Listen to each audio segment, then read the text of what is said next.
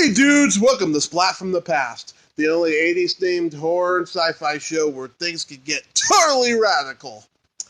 Now today, I will be welcoming John Massari, my third interview from Klowns From Outer Space. He composed the soundtrack to that movie, as well as many others, like he did The Wizard of Speed and Time, a bunch of David DeCoteau movies like Snake Eater, and Snake Eater's not DeCoteau. Skeletons, Leeches, and Speed Demon. But he did compose Snake Eater, and I'm having him on the show today to talk about all that. He also composed the theme to the Ray Bradbury Theatre revival in the mid '80s on HBO, and I'm going to talk to him about all that stuff today. I'm just so lucky with the guests I get. I am just spoiled rotten. So here is my interview with John Massari.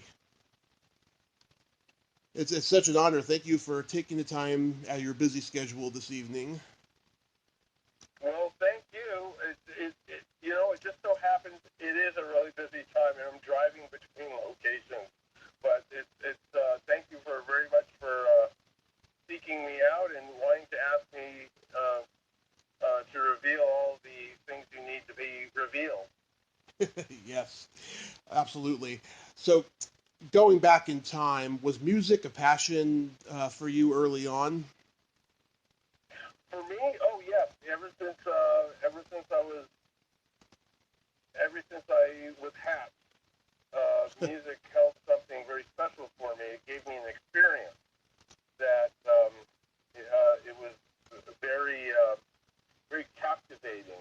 And as soon as I was able to work the knobs of a hi-fi set, and then later on was able to load up a platter on the record player, I was always playing music of all sorts. I was telling someone the other day, I remember when I was older, and I would, one of the things I would look forward to when I would go, sometimes I used to babysit other kids. Mm-hmm. I would love to go through the record collection of the house I was in and see what music they had that I've never heard of before. Yeah. So yes, since from the very beginning, it was, like I said, it captivated me, and it gave me an experience that I would always seek out. There's something in just about any kind of music. I'm not a music snob, by the way, and Yeah. just about every genre of music, has something special to offer. Absolutely. What was your first instrument? My first instrument was a ruler with rubber bands strung across it to imitate a guitar. Uh-huh. And I was probably 3 or 4, and and I think I had a toy guitar. I mean, when I say toy, it was really a toy. It wasn't like a little guitar. It was something that you cranked something and it was like a weird music box. But I always wanted to play guitar. I never got to play guitar. My mother bought a piano because she felt that she wanted to learn how to play piano. And then when that didn't work out for her, I took it up. But the minute it came to the house, you couldn't tear me off of it. I was always tinkering with it. And so my first instrument, I'd say officially, was the piano. Nice. How many instruments do you play overall? Overall, well, I didn't play guitar, but I did play bass. I played contrabass in high school orchestra and in college in symphonic band. Also trumpet. I learned trumpet. I love the trumpet. I just absolutely love the trumpet. And I played some other brass instruments like it's kind of odd because the mouthpiece for a trumpet is rather small. So I also played the euphonium and the French horn, which also has a small mouthpiece. And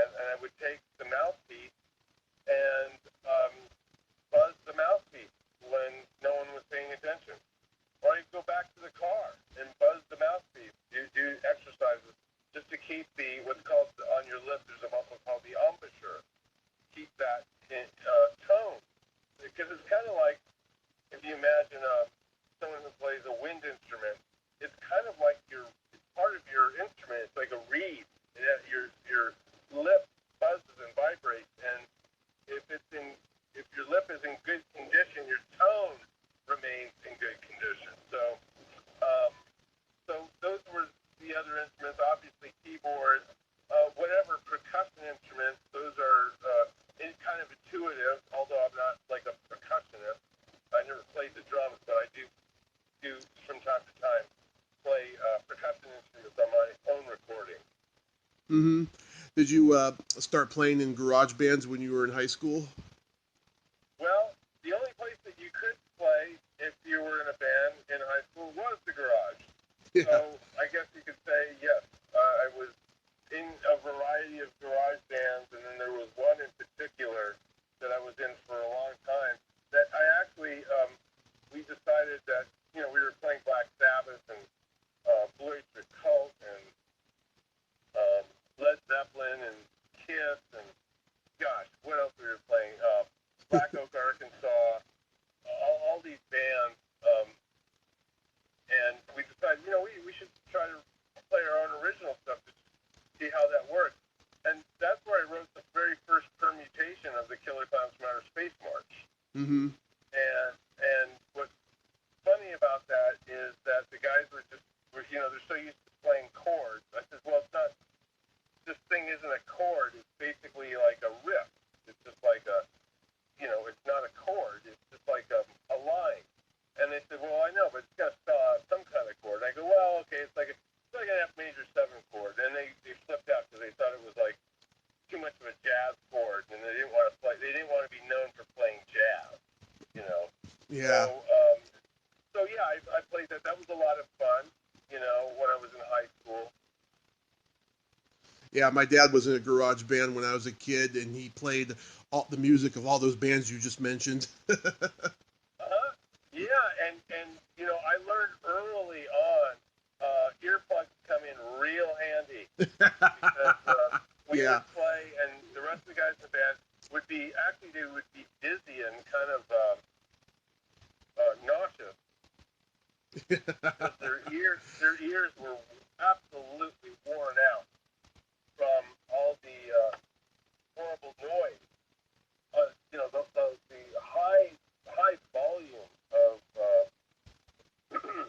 of the noise that we would play. Because a lot of times it was noise. Sometimes the sound, the noise coming out of the amplifier, even when you're not playing music, can just wear your ears out. So I made sure to preserve my ears and my hearing by wearing earplugs. Yeah, I always wanted earplugs every time I heard them play. Yeah, I bet. I was reading that you first went to Chapman University, and then you went to UCLA, and over there you won the Frank Sinatra Music Award. Did he award it to you personally? Oh yeah, absolutely. That was the really cool thing about it is that Frank Sinatra himself would not only finance the award, he would actually present you with the award and the check.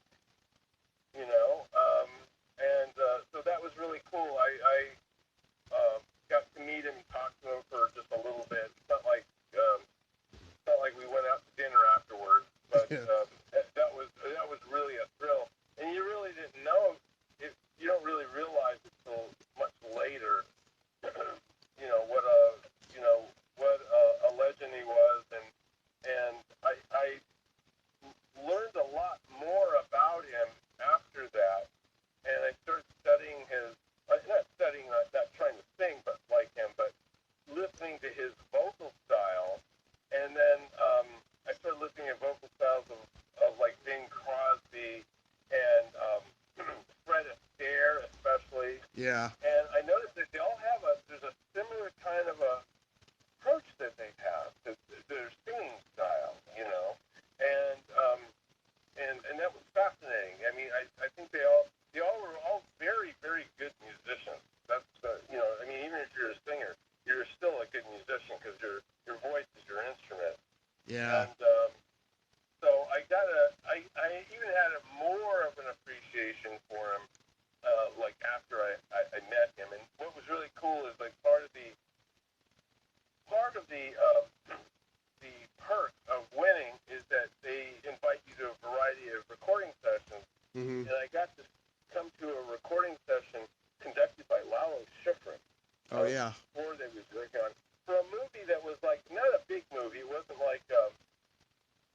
it wasn't like Cool Hand Luke or something like that. It was a movie. I had never seen the movie. I don't think I think it was in the movie theaters for a very short time. It was called Nunzio, Mm-hmm. and frankly, I can't tell you what it was about. All I know is that was the title of the movie, and I was just so struck by the it was a studio in Hollywood. It was a very large studio called Wally Heider's. It's no longer there. Actually, now it's the L.A. Film School. Mm-hmm. But in the basement of that of the building, they had a large. It's like just like 2 blocks south of Capitol Records.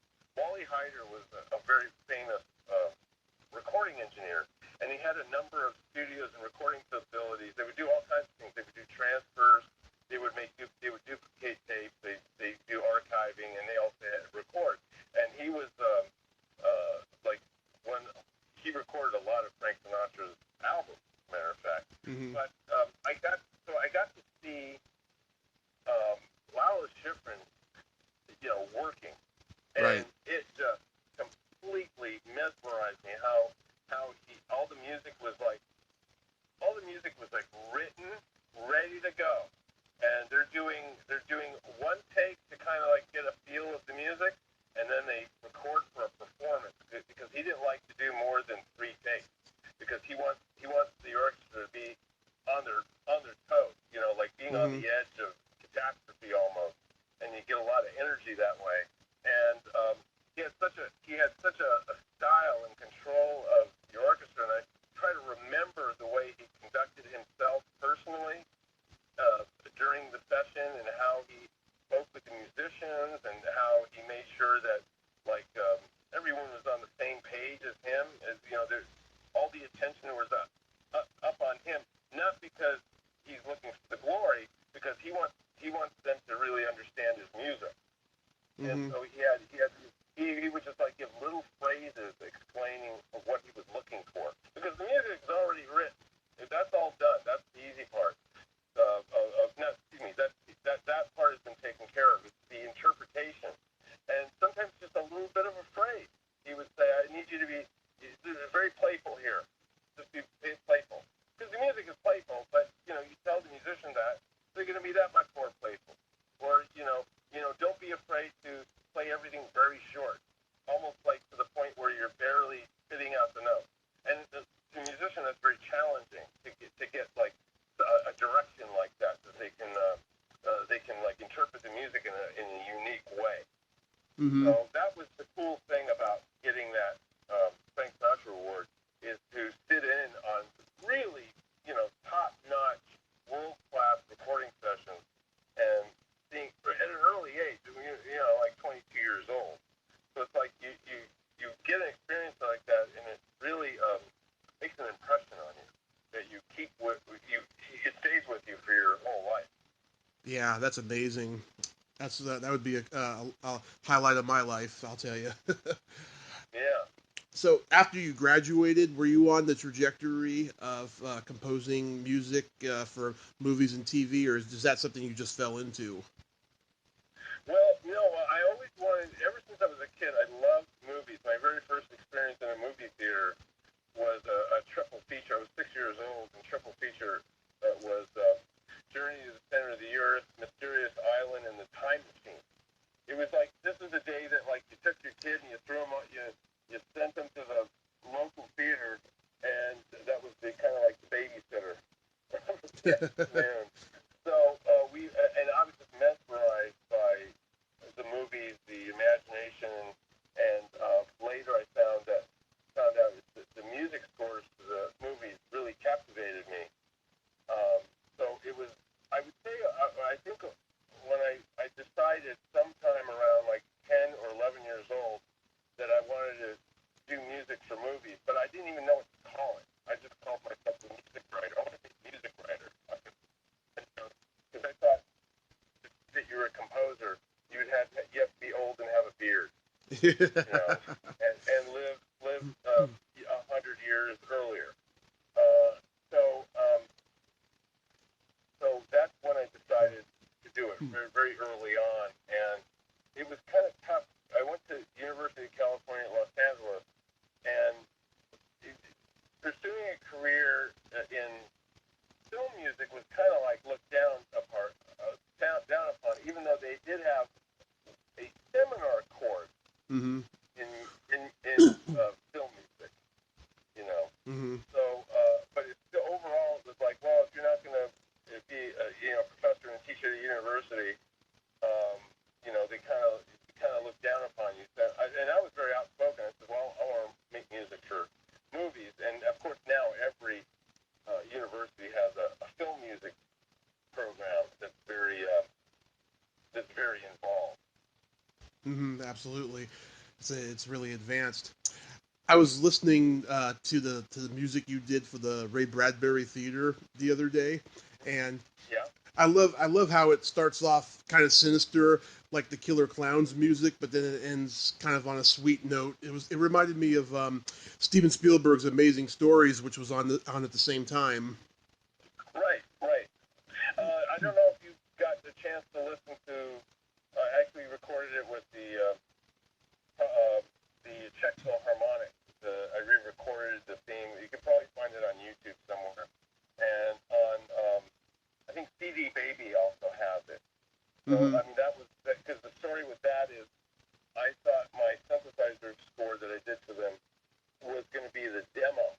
And we were going to, have a budget to record with at least, 10 musicians or 5 musicians. And he says, oh, no, this sounds fine. So for all those years, it was just so frustrating to me to hear that, hear all that with the synthesizer, and it was such a relief. I finally got to, it was very gratifying. Ray was alive when I recorded it, Mm-hmm. and I gave him a CD. It was back in the days where CDs were a thing. I gave him a CD of the recording of the main title, and he calls me up and he says, can you get me, would it be too much trouble to get 2 or 3 more of these wonderful CDs so I can give them to my friends? And I said, well, listen, I can make 30 for you if you want. So I gave him 10, and he was just thrilled to death with that. But it's a totally different experience when you hear it with a live orchestra. Mm-hmm. How did you get Killer Clowns from Outer Space? Well, that was every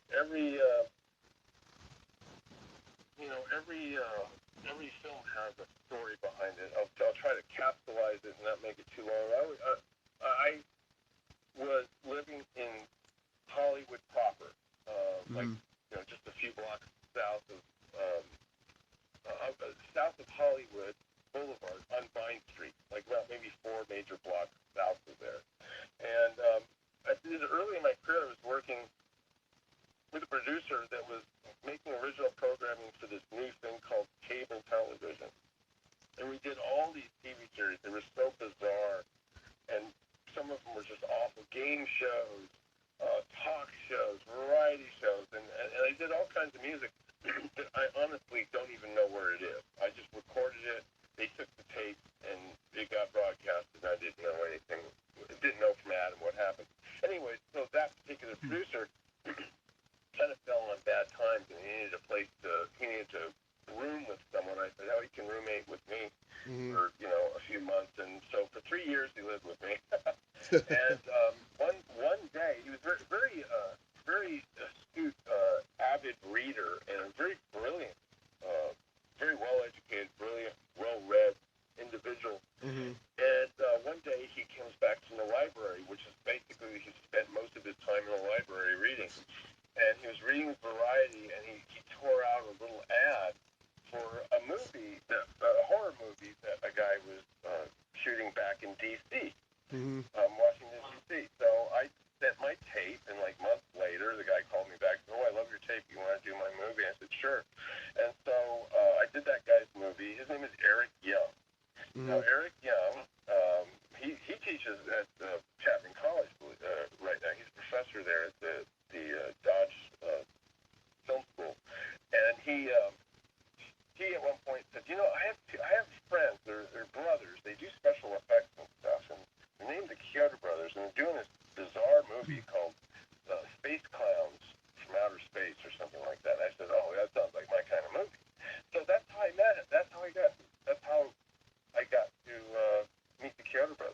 auditioned for that, and they liked the approach that I had, and that's how it became to be.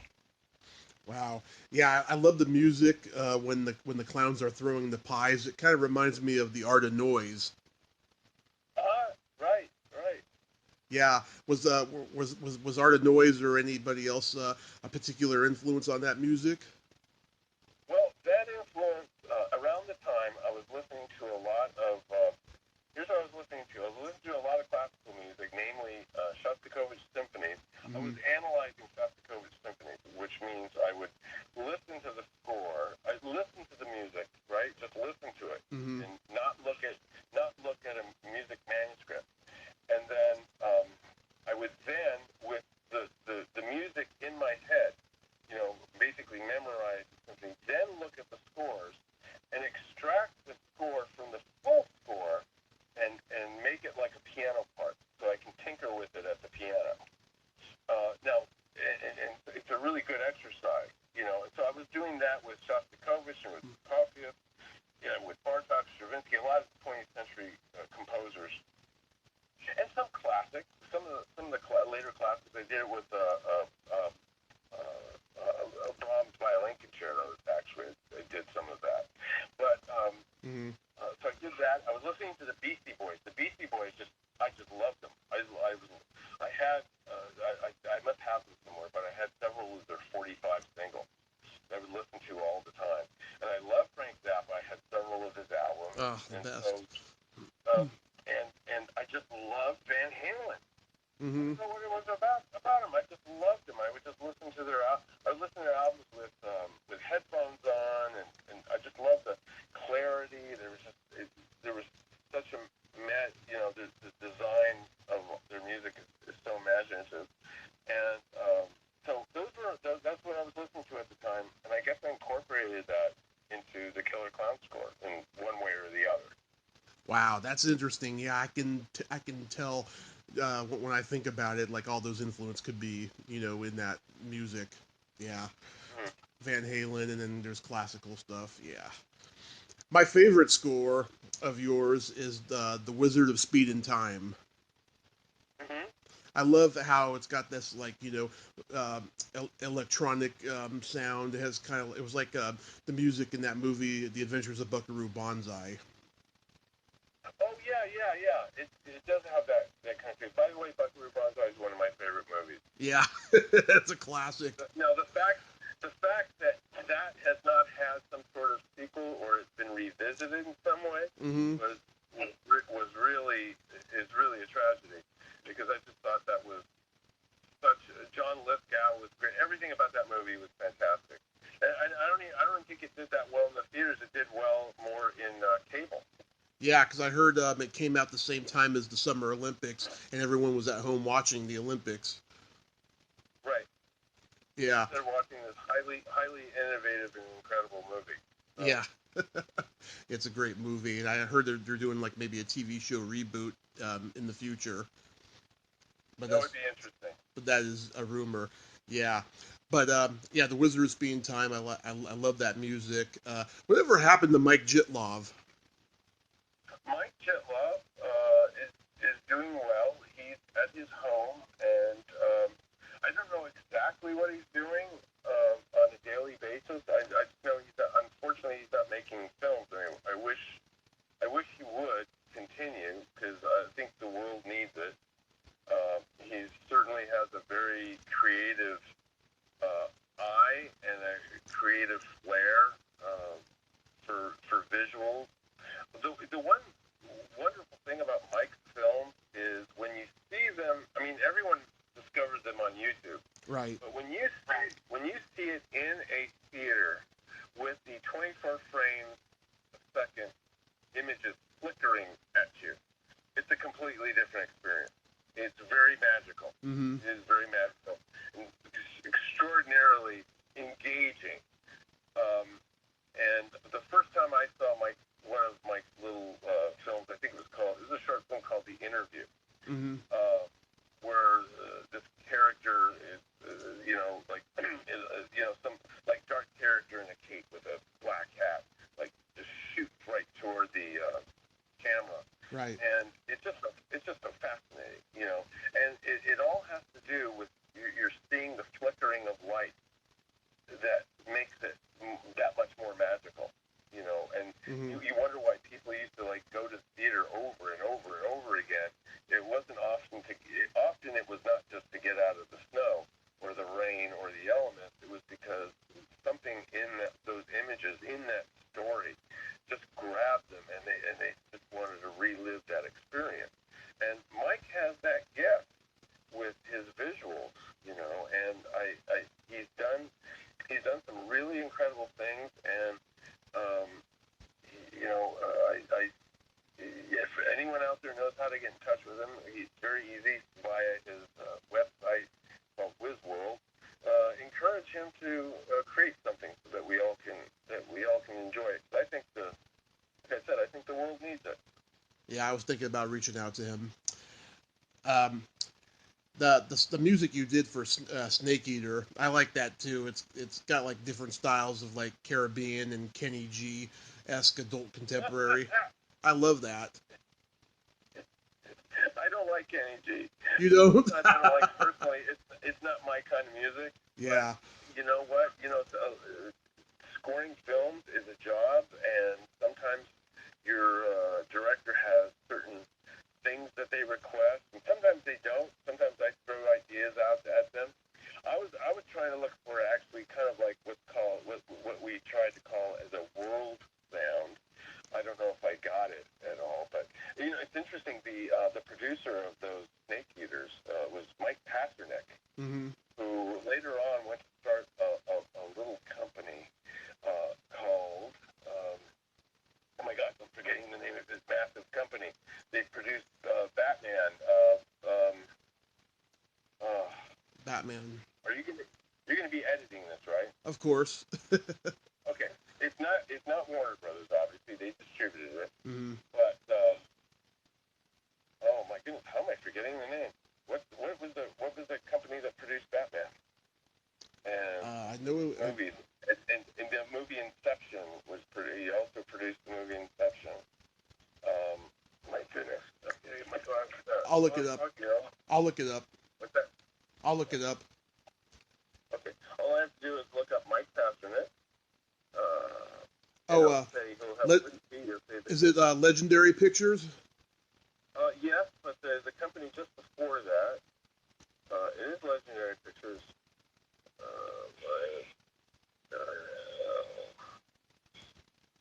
Pasternak.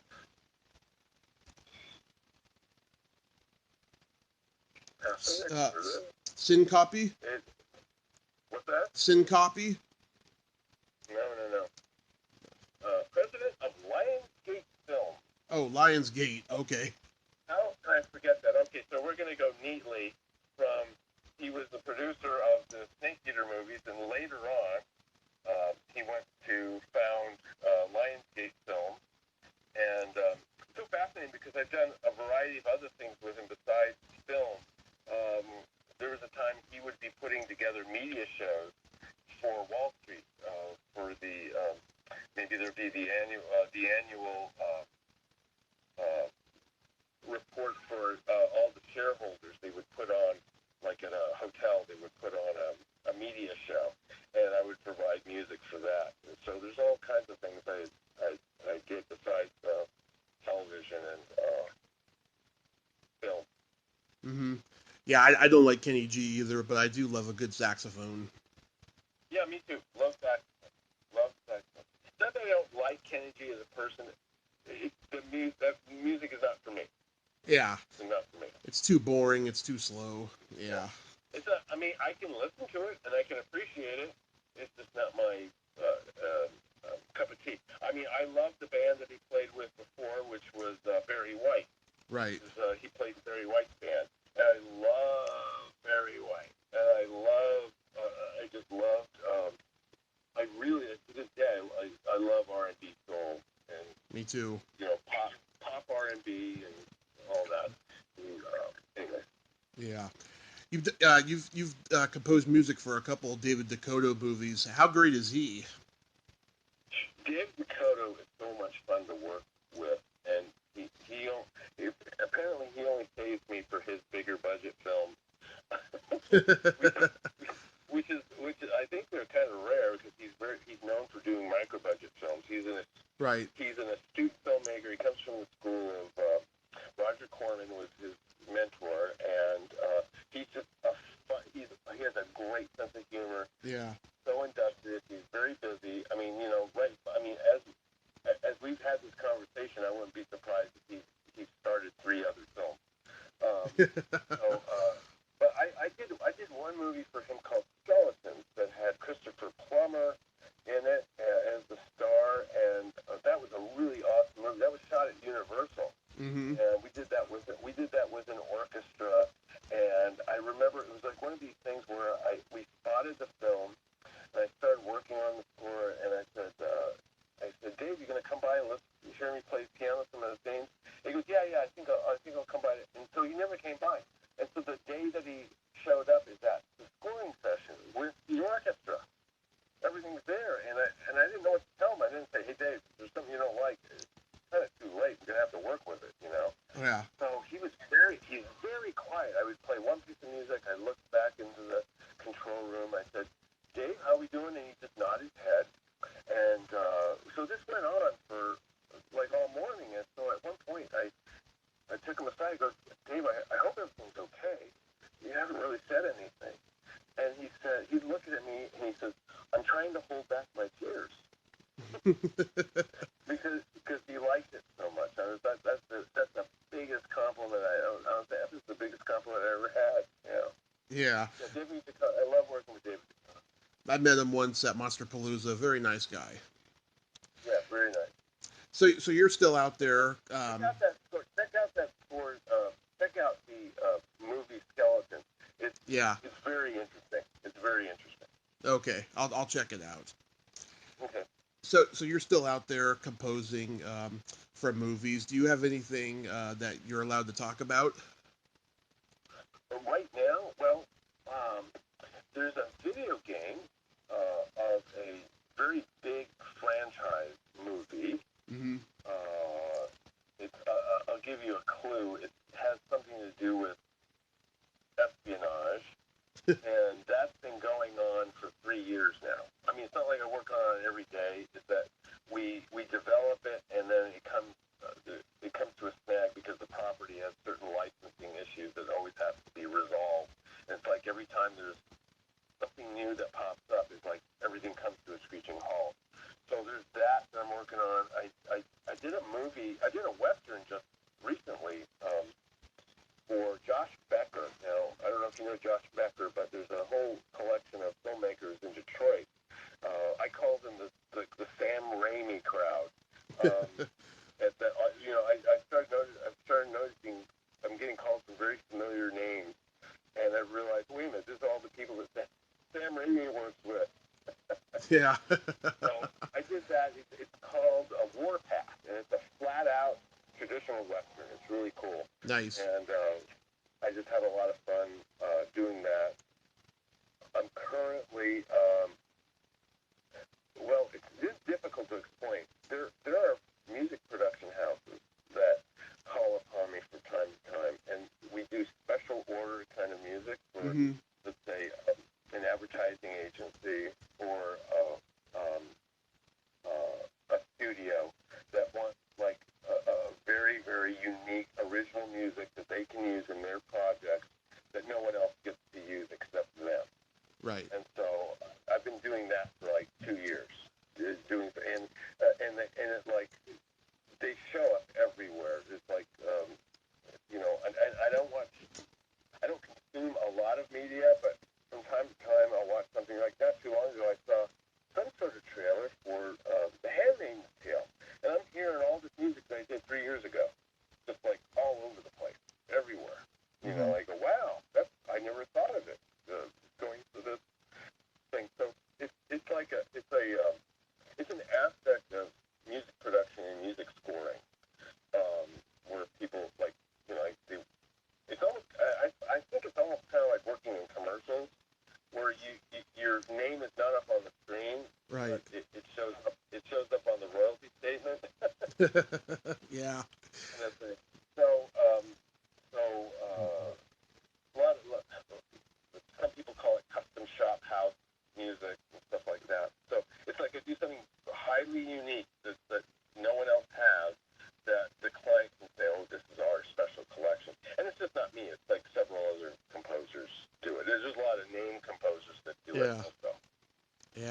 Nice. Do you have any Killer Clowns reunions you're going to participate in?